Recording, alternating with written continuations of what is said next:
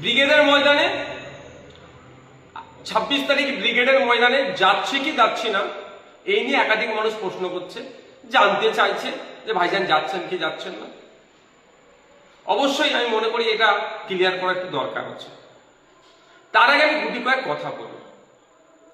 কেন্দ্র সরকারের এই নিয়ে আসা কালা কানুনের বিরুদ্ধে সর্বত্র গণতান্ত্রিক প্রক্রিয়ায় শান্তিপূর্ণভাবে প্রতিবাদ করে যেতে হবে। সুপ্রিম কোর্টে আমি আইনি, আমার মতো অনেকে আইনি লড়াই লড়ছেন। আগামী 5 তারিখ ডেট আছে। আন্দোলন সংগঠিত করতে হবে, শান্তিপূর্ণভাবে আন্দোলন করতে হবে। আমরা এখানে যত আন্দোলন সংগঠিত করতে পারবো দিল্লিতে ইম্প্যাক্ট হবে। আর আমাদের আন্দোলনে যদি আমাদের আন্দোলনে ঢুকে যদি হিংসা ছড়িয়ে দেয় তাহলে কিন্তু এর ব্যাড ইফেক্টটাও দিল্লিতে পড়তে পারে। সুতরাং আমরা যারা আন্দোলন যেখানে যেমন ভাবে করছি আমাদের আন্দোলনটা যেন গঠনমূলক হয়, শান্তিপূর্ণ হয়, ধর্মনিরপেক্ষ হয়, গণতান্ত্রিক প্রক্রিয়াতে হয়। আমাদের আন্দোলনে ঢুকে কেউ যদি হিংসা ছড়াতে যায় সেগুলোকে আমাদেরকে আটকাতে হবে। ভাঙড়ে আমাদের আন্দোলনে হিংসা ছড়ানোর চেষ্টা হয়েছে, হিংসা ছড়িয়েছে। জঙ্গিপুরে সেখানে পুলিশ অতি সক্রিয় হিংসা ছড়িয়েছে। আপনার বিভিন্ন জায়গাতে আমরা দেখছি এটা হচ্ছে, অনেক জায়গায় খবর আসছে পুলিশ আটকাচ্ছে, মিটিং মিছিল করতে দেবে না। এইগুলো হচ্ছে, এগুলোকেও আটকাতে হবে, শান্তিপূর্ণভাবে গণতান্ত্রিক প্রক্রিয়া আন্দোলন করতে হবে। এখন আমার পক্ষে আমি যে উত্তরটা দিচ্ছি, ব্যাপারটা হচ্ছে অনেক সময় নিজেকে আগুনে পুরাতে হয় সমাজকে আলোকিত করার জন্য, অনেক সময় নিজেকে একটু গুটিয়ে নিতে হয় বৃহত্তর স্বার্থের জন্য। আপনারা জানেন মোমবাতি নিজে আগুনে পুড়ে যায় সমাজকে অন্ধকার থেকে আলোকিত করার জন্য। ব্যাপারটা হচ্ছে এখানে আমি যদি এখন ঘোষণা করি আমি ব্রিগেডে যাচ্ছি, আপনারা ইতিপূর্বে দেখেছেন যে জায়গায় আমরা মিটিং মিছিল করছি রাজ্য সরকার কিভাবে সেগুলোতে বাধা দিচ্ছে। ভাঙড়ে দেখুন হাজার হাজার ছেলের নামে আমাদেরকে মিথ্যে মামলা দিয়ে দিয়েছে, আমার নামে মামলা দিয়েছে। আমি আমারটা নিয়ে ভাবি না, আমি গরিব ছেলেগুলোর কথা ভাবি সবসময়। তো সুতরাং আমি যেখানে যদি ঘোষণা দিয়ে দিই তাহলে এই প্রোগ্রামের পারমিশন নিয়ে অনেক সমস্যা হবে। এটা আপনাদের বুঝতে হবে। বড় বাজারের প্রসঙ্গে আসি।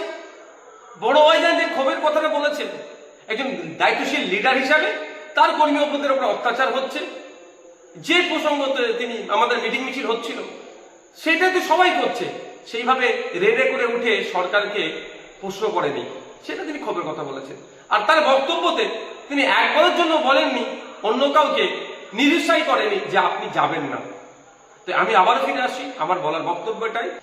আমি যদি এই মুহূর্তে ঘোষণা করি যে আমি 26 তারিখে ব্রিগেডে যাচ্ছি, তাহলে আমি আমার যতটুকু রাজনৈতিক জ্ঞান আছে সে জায়গা থেকে বলছি রাজ্য সরকার হেন প্রকারে চেষ্টা করবে এই পারমিশনকে বাতিল করানোর জন্য। সেই জন্য একটু গুটিয়ে রেখেছি নিজেকে। অনেক প্রশ্ন আমার ভাইরা করছেন, উত্তর দেওয়া প্রয়োজন বোধ করছি বলে বলছি। শুধু একটা গল্প বলে আজকে আমার ভিডিওটি শেষ করব। গল্পটি এটাই, বাচ্চাবেলায় পড়েছিলাম আমি, এক রাজার দরবারে, এক বাদশার দরবারে দুটো মহিলা এসেছিলেন একটি শিশুর প্রকৃত মাকে সেই মর্মে বিচার জানাতে। রাজা বা বাদশাহ দুজনের কথা শোনার পরে দুজনের কেউ যখনই মানছিলেন না সত্যটা কি আছে, তখন তিনি নির্দেশ দিলেন তাহলে বাচ্চাটিকে দুটুকরো করা হোক, করে দুটো মা যেহেতু দাবি করছে দুজনকে অর্ধেক দিয়ে দেওয়া হোক। সেই সময় যে নকল মা যে বাচ্চার প্রতি ভালোবাসার কথা বলছিলেন, যেটা আমার সন্তান, সে মাটি এগ্রি হয়ে গেলেন। কিন্তু আসল যিনি মা তিনি বললেন না না রাজামশাই বা বাদশাহ, যে আপনি বাচ্চাকে দুটুকরো করতে হবে না, ও বাচ্চাটা উনি নেই, অন্তত জীবনে বেঁচে থাকবে। নিশ্চিতভাবে আমার গল্প ছাড়া একটা কথা বলুন, আপনারা বুঝতে পারছেন। আপনাদের অনুরোধ করব গণতান্ত্রিক প্রক্রিয়ায় শান্তিপূর্ণভাবে ওয়াকফ সংশোধনী আইনের প্রত্যাহারের জন্য বেশি বেশি মিটিং মিছিল করুন। মাথায় রাখবেন, মিছিল নয় মিটিং করুন। মাথায় রাখবেন এই মিটিং এ কেউ না হিংসা করতে পারে। যত মাথার সংখ্যা বাড়াবেন তত দিল্লিতে ইম্প্যাক্ট করবে। তবে হ্যাঁ, শান্তিপূর্ণভাবে হওয়া চাই।